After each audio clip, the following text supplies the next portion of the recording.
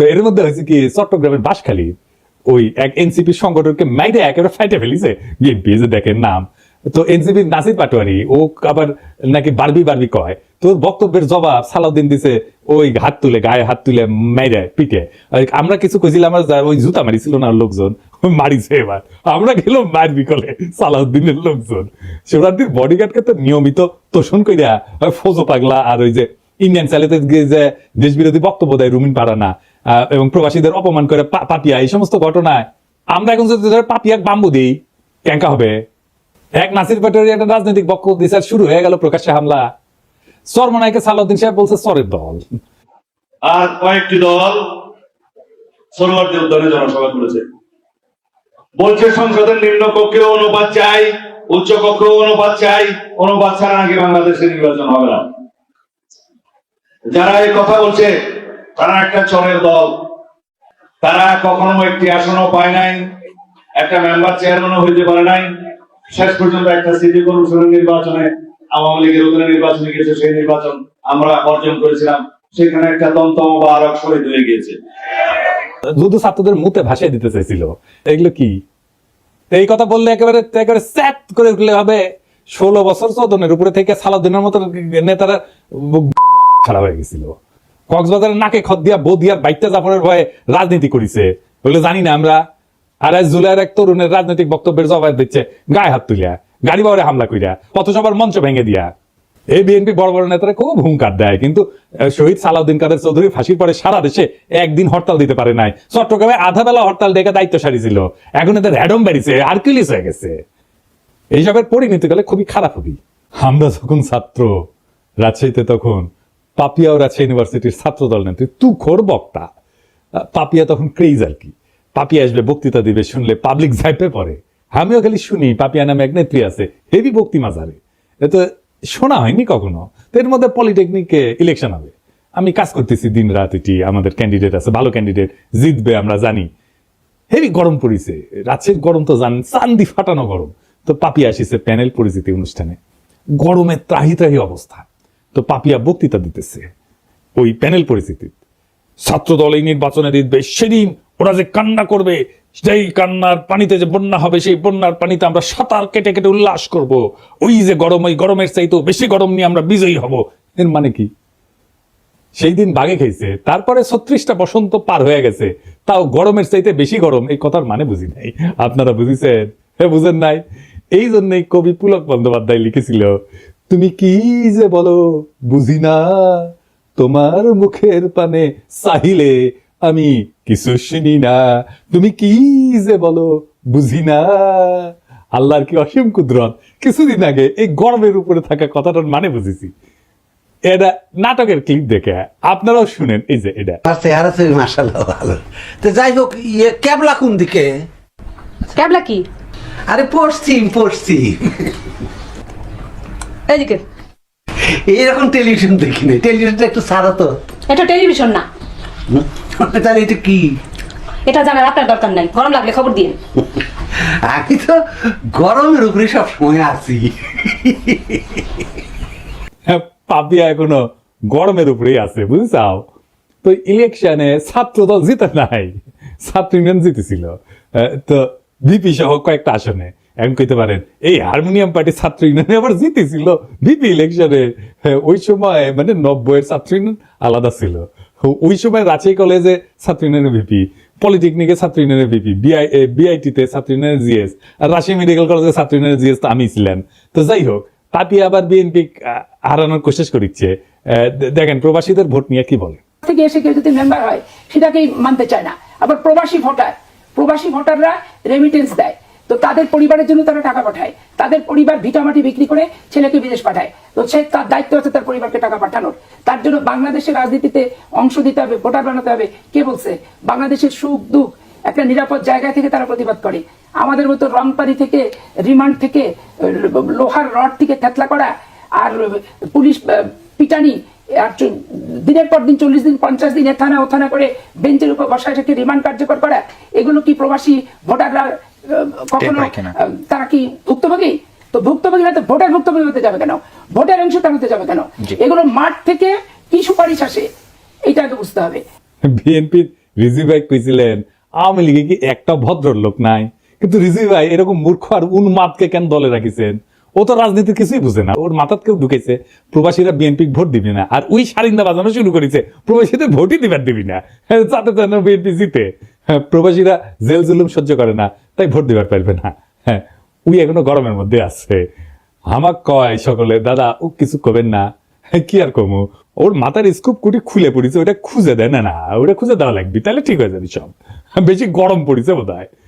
তো এর মধ্যে হয়েছে কি, চট্টগ্রামের বাঁশখালী ওই এক এনসিপি সংগঠনকে মাইরে একেবারে ফাইটে ফেলিছে বিএনপি, যে দেখেন নাম তো এনসিপির নাসির পাটোয়ারি, ও আবার নাকি বারবি বারবি কয়। তোর বক্তব্যের জবাব সালাউদ্দিন দিছে ওই হাত তুলে, গায়ে হাত তুলে মাইরে পিটে। আমরা কিছু কইছিলাম, আমরা ওই জুতা মারিছিল না লোকজন, মারিছে। এবার আমরা গেলাম মারবি কলে সালাউদ্দিনের লোকজন।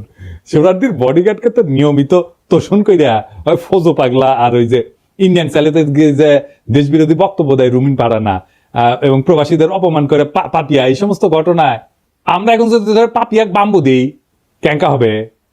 এক নাসির পাটোয়ারি একটা রাজনৈতিক বক্তব্য দিছে, শুরু হয়ে গেল প্রকাশ্যে হামলা। চরমনাইকে সালাউদ্দিন সাহেব বলছে চরের দল, আর কয়েকটি দল সোহরাওয়ার্দী উদ্যানে জনসভা করেছে, বলছে সংসদের নিম্ন কক্ষেও অনুপাত চাই, উচ্চ কক্ষেও অনুপাত চাই, অনুপাত ছাড়া নাকি বাংলাদেশে নির্বাচন হবে না। যারা এই কথা বলছে তারা একটা চোরের দল, তারা কখনো একটি আসনও পায় নাই, একটা মেম্বার চেয়ারম্যানও হইতে পারে নাই। শেষ পর্যন্ত একটা সিটি কর্পোরেশনের নির্বাচনে আওয়ামী লীগের অধীনে নির্বাচনে গিয়েছে, সেই নির্বাচন আমরা অর্জন করেছিলাম, সেখানে একটা দন্ত মোবারক শহীদ হয়ে গিয়েছে। শুধু ছাত্রদের মুতে ভাসিয়ে দিতে চাইছিল। এগুলো কি, এই কথা বললে একেবারে স্যাট করে উঠলে হবে। 16 বছর চোদনের উপরে থেকে সালাউদ্দিনের মতো নেতারা ছাড়া হয়ে গেছিল। কক্সবাজারের নাকে খত দিয়া বদিয়ার বাইটটা জাফরের ভয়ে রাজনীতি করেছে, ওগুলো জানি না আমরা। আর আজ জুলাইয়ের এক তরুণের রাজনৈতিক বক্তব্যের জবাব দিচ্ছে গায়ে হাত তুলিয়া, গাড়ি বাউরে হামলা করিয়া, পথসভার মঞ্চ ভেঙে দিয়া। এই বিএনপি বড় বড় নেতারা খুব হুঙ্কার দেয়, কিন্তু শহীদ সালাউদ্দিন কাদের চৌধুরী ফাঁসির পরে সারা দেশে একদিন হরতাল দিতে পারে নাই। চট্টগ্রামে আধা বেলা হরতাল ডেকে দায়িত্ব সারিছিল, এখন এদের র্যাডম বেরিয়েছে, আর্কিলিস হয়ে গেছে। এইসবের পরিণতি কালে খুবই খারাপ হবে। রাজনৈতিক প্রতিপক্ষকে ডিল করা শিখেন, যাদের দয়া পলিটিক্যালের সাহস ফিরে পেয়েছেন তাদের কটু কথার সমালোচনা সহ্য করা শিখেন। জুলাই একটা বড় দল, আওয়ামী লীগ আপনাদের চাইতে বড় দল ছিল, ওর দিছে বাচ্চারা, দিল্লি পাঠিয়ে দিছে। এমন আর একটা পরিস্থিতি তৈরি করেন না, আপনাদের কোলে যাওয়ার জায়গা নাই। বড় দলের অভিভাবক সুলভ আচরণ হবে, দয়া এবং ভালোবাসা দিয়া। আপনারা নিজেদেরকে রাজনৈতিক প্রতিপক্ষ ভাবেন, মাথায় যদি নিজেদের বয়স্ক মুরব্বী আর তাদের বাচ্চা ভাবেন, তাহলে ভাই আপনারা রাজনীতি করতে পারবেন না। আবার বিএনপি লেসপেন্সার গুলা করছে কি, যে ছেলেটা নাকি লিক করতো, অথচ জুলাই বিপ্লবের সক্রিয় অংশগ্রহণকারী এবং আহত যোদ্ধা। গত জুলাই সে মাথা এবং পায়ে সলার গুলি খাইছিল এবং আহত হওয়ার পরে এই ব্যাপারটা সরকার কিন্তু যাচাই করছে, লাইভ এসে জুলাই যোদ্ধা কার্ড দেখাইছে, যে দেখেন। ইতিমধ্যে একটা খবর আমরা পেলাম যে বাঁশখালী, চট্টগ্রাম বাঁশখালীতে আমাদের একজন সংগঠক এবং আমাদের নেতা একই সাথে গত জুলাই সে আহত, গুলিবিদ্ধ, তার পায়ে এবং মাথায় ছড়াগুলি যেটা, সেটা সেই মানে আহত সে, এবং সে এনলিস্টেড আহত, যেটা মানে সরকার কর্তৃক যেটা জুলাই যোদ্ধা কার্ড দেওয়া হয় আর কি আহতদের জন্য। এরপরেও যদি তাকে মারা জায়েজ করার জন্য লিগার বানাইতে চান, তাহলে আর কিছু বলার নাই। হ্যাঁ, আওয়ামী লীগের সাথে যে আচরণ করেছিলাম আমরা, আপনাদের সাথে সেটা শুরু করব, এবং এটা করলে আপনাদের চটি বাটি গোল হয়ে যাবে, কয়ে দিলাম আগে থেকেই। আবার দেখেন বিএনপির এক যুব নেতা স্লোগান দিচ্ছে, তুমি কে আমি কে বাঙালি বাঙালি। শুনুন। তুমি কে আমি কে, সে কে সে কে, তুমি কে আমি কে, সে কে সে কে। বিএনপির আদর্শ হইতেছে বাংলাদেশী জাতীয়তাবাদ। বাঙালি জাতীয়তাবাদকে পরাজিত করে বাংলাদেশী জাতীয়তাবাদের প্রবক্তা ছিলেন শহীদ জিয়া, এবং এটা শহীদ জিয়ার অরিজিনাল আইডিয়া, কেউ কয়া দেয়নি।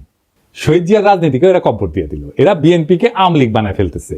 সাবাস বাঘের বাচ্চা, ওই ভাবিচ্ছে যে এই কইরা লীগের ভোটগুলো টানবি, কিন্তু ওর যে নিজের ভোটগুলো জয় বাংলা হয়ে যাবে সেই খবর আর নাই।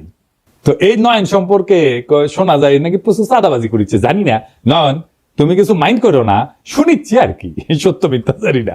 তো তবে নয়নের কাছেও এই অনুসন্ধানী সাংবাদিক ওই চান্দা চাইছিল, এটা নয় নিজেই কইছে, শুনেন। উনি তো সেনাবাহিনীর মানে বহিষ্কৃত কর্মকর্তা, উনি সেনাবাহিনীতে চুরি করেছে, উনি মাদক এডিক্টেড, যে কারণে ওনার চাকরি চলে গিয়েছে। উনি তো আমার কাছে চাঁদা চাইছে, আমার কাছে লোক পাঠাইছে চাঁদার জন্য। ভাই নয়ন, তুমি অনেক গুরু মানো, তুমি অনেক গুরু মানো, তোমার কয় চান্দা, তোমার কাছে যদি চান্দা চায় তাহলে কি অবস্থা চিন্তা করো। যাই হোক, গতকাল জামাত মহাসমাবেশ করেছে, তো এই সমাবেশের তাৎপর্য কি? মেলা হিসাবপত্র দিচ্ছে, আমি হিসাব নিয়ে পরে আসিছি, পরে একটা এপিসোড করবো নি যদি টাইম পাই। আসেন এমনি সমাবেশের তাৎপর্যটা বুঝে দেখি। তো ওই গতকালকে ওই যে বাঙালি জাতীয়তাবাদ এবং জয় বাংলার লোকেরা, এদের কিন্তু গভীর বেদনার দিন ছিল। তারা মুখে কিছু কয় নাই, কিন্তু আমি জানি তাদের হৃদয়ের ভিতরটা থমথম করেছিল। এবং অনেকের জন্যই যারা 1971-কে মুক্তিযুদ্ধকে এখনো অন করে, তাদের জন্য একটু অস্বস্তিকর দিনটা। কেন জানেন? যে ঢাকা রেসকোর্স, ওইখানে জামাতে ইসলামী সভা করছে, যেখানে 7ই মার্চে শেখ মুজিব সোহরাওয়ার্দীর বডিগার্ড ভাষণ দিছিল। ওইটা কিন্তু তাহলে একটা নিছক সমাবেশ থাকে না, এইটা একটা রূপক অর্থে পুনর্দখল হয়ে যায়, নীরব পুনর্দখল, সাইলেন্ট রিক্লেমেশন হয়ে যায় জামাতের পক্ষ থেকে। তো সেই 7ই মার্চে যে শেখ মুজিব ওইখানে ভাষণ দিছিল, ওই দিন শেখ মুজিব কেবল একজন নেতা ছিল না, সে ছিল একটা জনরায়ের প্রতীক। বাঙালি মুসলমান নিজেদের প্রয়োজনে ভোট দিয়া তারে মুজিব বানাইছিল, নেতা বানাইছিল। এইভাবেই কিন্তু নেতা বানায়, নেতা তৈরি হয় না, নেতা বানায়, জনগণ বানায়। যদি মৌলানা ভাসানী 70-এর নির্বাচনে অংশ নিতেন, তাহলে ইতিহাস হয়তো অন্যরকম হইতো। মুজিবের জায়গায় রেসকোর্সে দাঁড়াইতেন ভাসানী। তার মানে রেসকোর্স ময়দানের প্রতিটি জমায়েত, প্রত্যেকটা উচ্চারিত শব্দ 71 সালের এক নীরব হিসাব, 71 সালের একটা হিসাব নিকাশকে কিন্তু ছুঁয়ে যায়। এই জায়গাটা কেবল জয় বাংলার না, বরং বাংলাদেশি আত্মপরিচয়েরও প্রতীক। কিন্তু 1976 সালে 7ই মার্চে ওইখানে জামায়াতের সমর্থকরা পাকিস্তান জিন্দাবাদ স্লোগান দিয়েছিল, কনফেডারেশনের দাবি তুলেছিল। তখনও কিন্তু জামাত আনুষ্ঠানিকভাবে দল হিসেবে আত্মপ্রকাশ করেনি বাংলাদেশে। এই ঘটনার ভিতরে নিহিত আছে বাংলাদেশপন্থী নাগরিকের জন্য কিছুটা হলে বেদনার, এমনকি অপরাধ বোধের কারণ কিন্তু আছে। কিন্তু কাকে দোষ দিবেন? এই আত্মধ্বংসী বাস্তবতার জন্য দায়ী শেখ মুজিব নিজে এবং তার কন্যা শেখ হাসিনা। কারণ তারা জনগণের ভোটের পরিবর্তে ভরসা করছে ইন্ডিয়ার উপরে, এবং কলকাতার চিন্তকদের ইন্টেলিজেন্সিয়ার মাধ্যমে বাঙালি জাতীয়তাবাদকে আমদানি করে আমাদের উপরে চেপে দিছে কলোনিয়াল তালুকদারির উত্তরাধিকার হিসাবে, যার ফলাফল বাংলাদেশের মুসলমানরা তাদের প্রত্যাখ্যান করছে। সত্যি কথা বলতে, যদি আওয়ামী লীগ 1975-এর পর গণতান্ত্রিক ধারা ফিরে আসতো, আর কলকাতার ইন্টেলিজেন্সিয়ার পরামর্শে বাঙালি জাতীয়তাবাদ চাপাই না দিয়া বাংলাদেশি চেতনাকে বিশ্বাস করত, যদি তারা জিয়ার তুলনায় আরো গণতান্ত্রিক হওয়ার দিশা বেছে নিত, তাহলে আজ তাদের এমন ভাবে উৎখাত হইতে হইতো না। তাই আজ যারা বাঙালি জাতীয়তাবাদের পতাকার নিচে বুক চাপড়ায় কাটতেছেন, তাদের অনেকেই শেখ হাসিনার ওই ভারত ঘেঁষা রাজনীতির বিরুদ্ধে আপত্তি করেন না, কিন্তু বরং নিজেদের ভিতরের ইসলাম বিদ্বেষ থেকে জামাতকে গালি দিচ্ছেন, জিন্নাকে গালি দিচ্ছেন, বাঙালি জাতীয়তাবাদকে ধর্ম বিদ্বেষের হাতিয়ার বানাইছিলেন। শুধু তাই না, হাসিনার নির্মম নির্যাতন, নিপীড়ন, গুম, খুন, হত্যাকাণ্ডে তারা নীরব সমর্থন দিচ্ছেন। বিদেশে লুটপাট করার টাকা ভাগাভাগিতেও তারা মুখ ফিরায় থাকেনি। এবং এরই ফলাফল হলো আজকের এই পরিণতি, আওয়ামী লীগের পতন আর জামাতের উত্থানের বাড়তি সুযোগ। তবে এই মিটিং আর একটা অভাবনীয় ঘটনা ঘটছে। কি সেটা?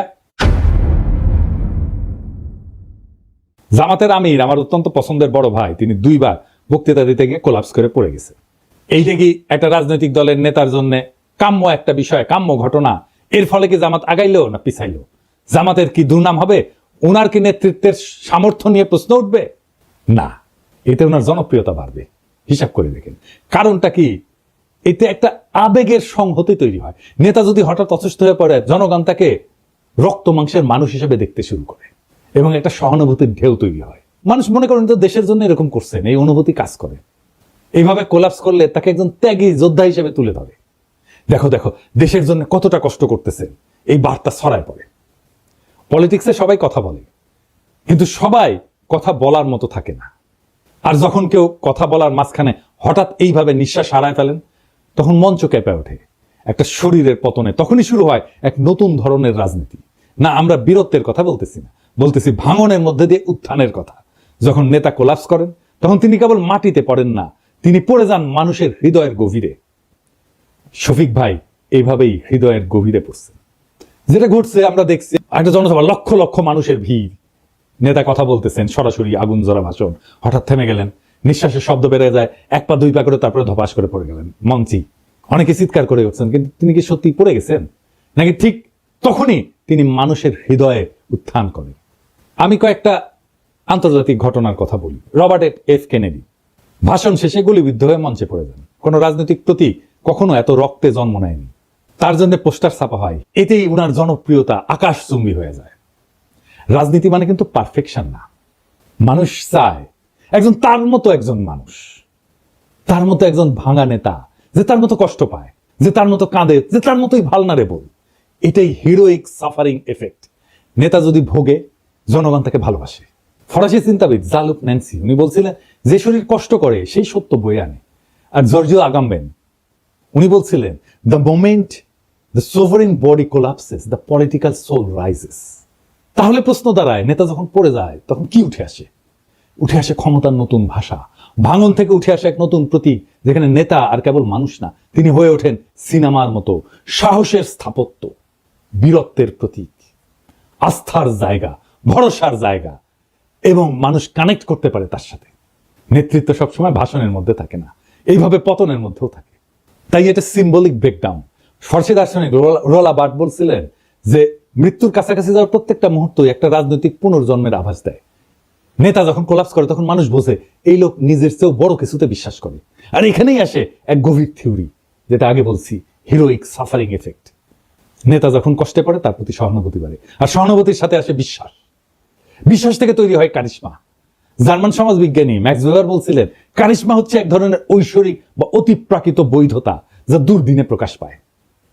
নেতার শরীর যখন হার মানে, মন তখন কথা বলে, আর মনই তখন জনগণের সাথে একাত্ম হয়ে যায়। সুতরাং নেতা যখন তার ভাষণের মঞ্চে পইরা যান, তখন আমরা যদি দুঃখ করি তাহলে কিন্তু আমরা ঘটনাটা বুঝি না। আর যদি ভাবি উনি দুর্বল হয়ে পড়ছেন, তাও ভুল। কারণ নেতা আসলে তখনই সবচেয়ে শক্তিশালী হয়ে ওঠে, তখন তার শরীর স্থিত হয়ে পড়ে থাকে আর জনগণের মন তার দিকে ঝুঁকে পড়ে। রাজনীতি কেবল শব্দের খেলা না, এটা কখনো কখনো শরীর ভাঙার বিনিময়ে মন জয়ের কাহিনী। শফিক ভাই মানুষের মন জয় করে ফেলছে। উনি মন জয় করার মতোই মানুষ, একজন অত্যন্ত উঁচু মনের মানুষ, একজন অত্যন্ত ক্যাপাবল লিডার। শফিক ভাই দ্রুত আরোগ্য লাভ করেন, আবার রাজনীতির মঞ্চে ফিরে আসেন। আমাদের অনেক কাজ করতে হবে একসাথে, সেই কাজে শফিক ভাইকে দরকার, শফিক ভাইয়ের মতো নেতা দরকার, শফিক ভাইয়ের মতো মুরব্বী দরকার। আমরা চাই আমাদের নেতা আমাদের মতোই হোক, আমাদের মতোই রক্ত মাংসের মানুষ হোক, আমাদের মতোই দুঃখ পাক, আমাদের মতোই কষ্ট পাক, আমাদের মতোই কান্না করুক, আমাদের মতোই ভালনারেবল হোক। আমাদের রাজনীতিতে সেই রকম নেতা সবাই হয়ে ওঠেন। আমরা সেই কামনা করলাম, সেই নেতারাই আগামীর বাংলাদেশ নির্মাণ করতে পারবে। সেই দিনের অপেক্ষায় আমরা থাকলাম। আমরা সেই দিন একসাথে আবার সেই বিপ্লবকে পুনর্নির্মাণ করব, আবার সেই বিপ্লবের স্বপ্নে আমরা নতুন বাংলাদেশ গড়ে তুলব। ইনকিলাব।